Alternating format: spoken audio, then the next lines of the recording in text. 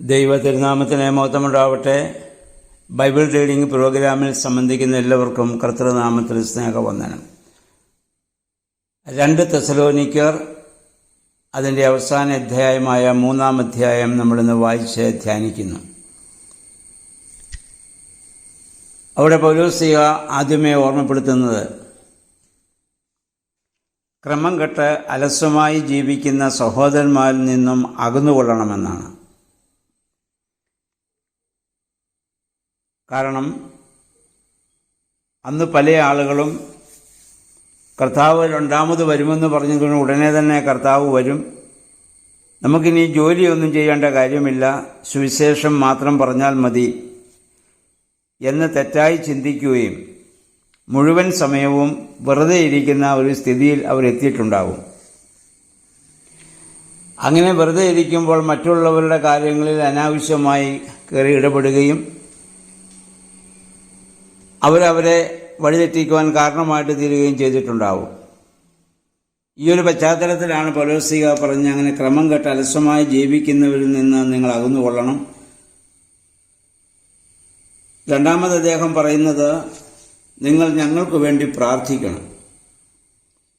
പ്രാർത്ഥനയ്ക്ക് വേണ്ടിയുള്ള ഒരു വലിയ അഭ്യർത്ഥന ഈ 1 മുതൽ 5 വാക്യങ്ങൾ നമുക്ക് കാണാൻ പറ്റും.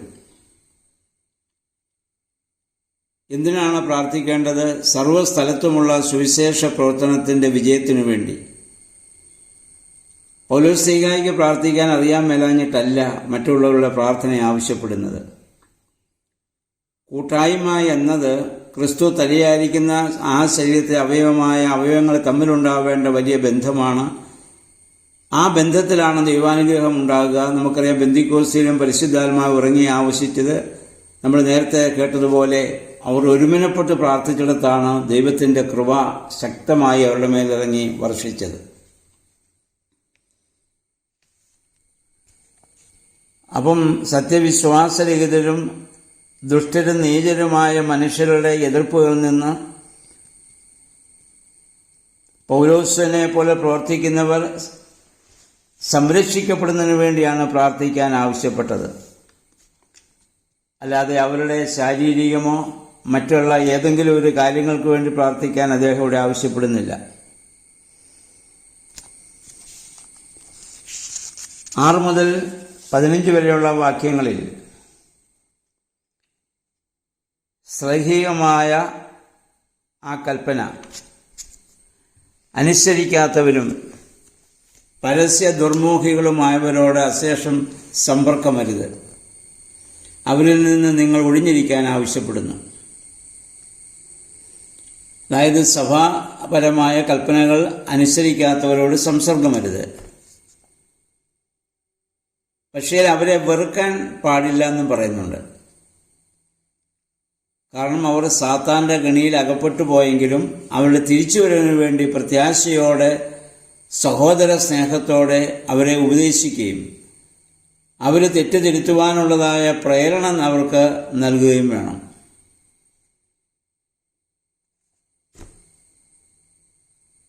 പിന്നെ പൗലോസിനെ സംബന്ധിച്ചിടത്തോളം ശുശ്രൂഷ ചെയ്യുന്നവൻ ആരെ ശുശ്രൂഷിക്കുന്നുവോ അവരിൽ നിന്ന് അവരുടെ ദൈനംദിന കാര്യങ്ങൾക്കുള്ള പ്രതിഫലം വാങ്ങാനുള്ള അവകാശമുണ്ടെങ്കിലും അതൊന്നും പൗലോസ്ലീഹ വാങ്ങാതെ കൂടാരപ്പണി ചെയ്ത് ആർക്കും ഒരു ഭാരമാകാതെ അദ്ദേഹം ജീവിക്കാൻ പ്രത്യേകം ശ്രദ്ധിച്ചു എന്നുള്ളതാണ്. ഇന്ന് ജീവിതമാർഗമായി മാത്രം സുവിശേഷത്തെ കണ്ട് അതുപയോഗിക്കുന്ന ആളുകൾക്കിതൊരു വലിയ ഒരു താക്കീത് കൂടിയാണ്. നമുക്കറിയാം, അതിൻ്റെ 10-ാം വാക്യം വളരെ സ്മരണീയമാണ്.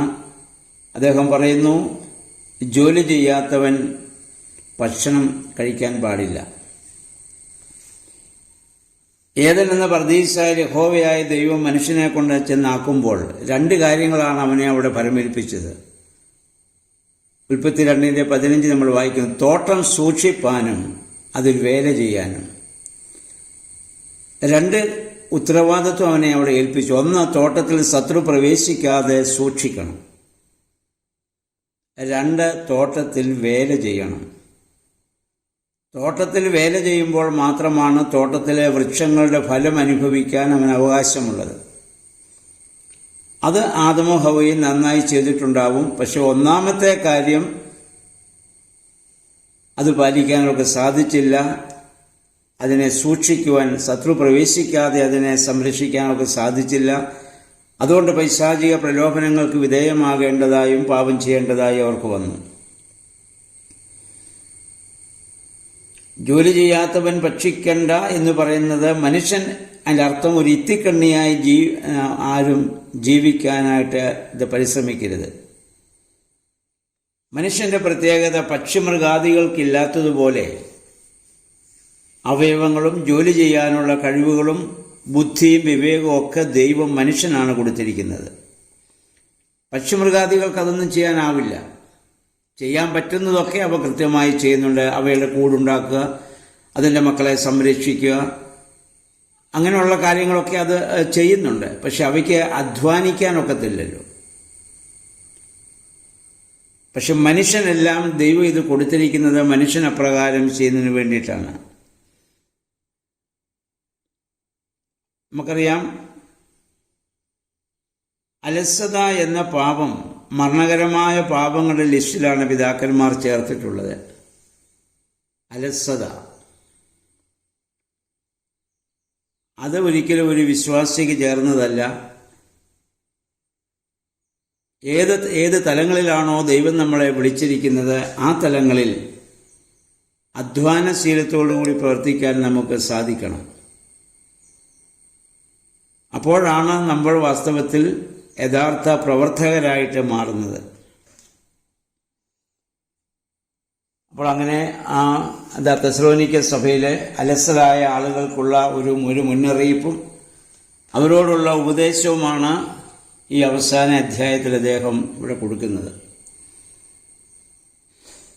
16 മുതൽ 18 വരെയുള്ള വാക്യങ്ങൾ ലേഖനത്തിൻ്റെ സമാപനമാണ്. സൈഹികമായ അധികാരത്തോടുകൂടിയുള്ള വാഴ്വ്, അനുഗ്രഹം അദ്ദേഹം അവർക്ക് പ്രദാനം ചെയ്യുന്നു.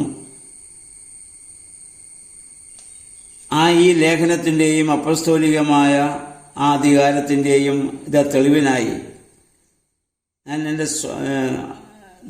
തൻ്റെ സ്വന്തം കൈപ്പടയിൽ അദ്ദേഹം ആശീർവാദം അവിടെ എഴുതുകയാണ്. നമുക്കറിയാം, ഇതെല്ലാം അദ്ദേഹം എഴുതുന്ന കാരാഗ്രഹവാസം അനുഭവിച്ചുകൊണ്ടാണ്. ഒരുപക്ഷെ ഒരു കൈ ചങ്ങലയിലായിരുന്നുകൊണ്ട് മറുകൈ കൊണ്ടായിരിക്കണം അദ്ദേഹം ഇതൊക്കെ എഴുതുന്നത്. അത്രമാത്രം പ്രതിസന്ധി ഘട്ടങ്ങളിലൂടെ കടന്നു പോകുമ്പോഴും താൻ സ്ഥാപിച്ചതായ ആ സഭയിലെ അംഗങ്ങൾ ദൈവാനുഭവത്തോടെ സത്യമാർഗത്തിൽ ജീവിക്കണമെന്നുള്ള ആഗ്രഹത്തോടെ ചിന്തിക്കാനും പ്രവർത്തിക്കാനും സാധിക്കുന്നു. അല്ലാതെ തനിക്ക് വന്നിരിക്കുന്നതായ ഈ പീഡനത്തിൽ അദ്ദേഹം ഒരിക്കലും നിരാശനോ ദുഃഖിതനോ ആവുന്നില്ല. കാരണം ലക്ഷ്യം ദൈവമാണ്, ദൈവരാജ്യമാണ്. ഈ ഒരു മനോഭാവത്തോടെ ഈ ഭൂമിയിൽ ജീവിക്കുവാൻ നമുക്ക് നമ്മെ തന്നെ സമർപ്പിക്കാം. സ്ത്രീയന്മാരെ ശക്തീകരിച്ച പരിശുദ്ധാത്മാവേ, ഞങ്ങളെയും അതിനെ ശക്തീകരിക്കണമേ എന്ന് നമുക്ക് പ്രാർത്ഥിക്കാം. എല്ലാവർക്കും നല്ലൊരു ശുഭദിനം ആശംസിക്കുന്നു. ദൈവനാമം മാത്രം മഹത്വപ്പെടുവാൻ ഇടയാവട്ടെ.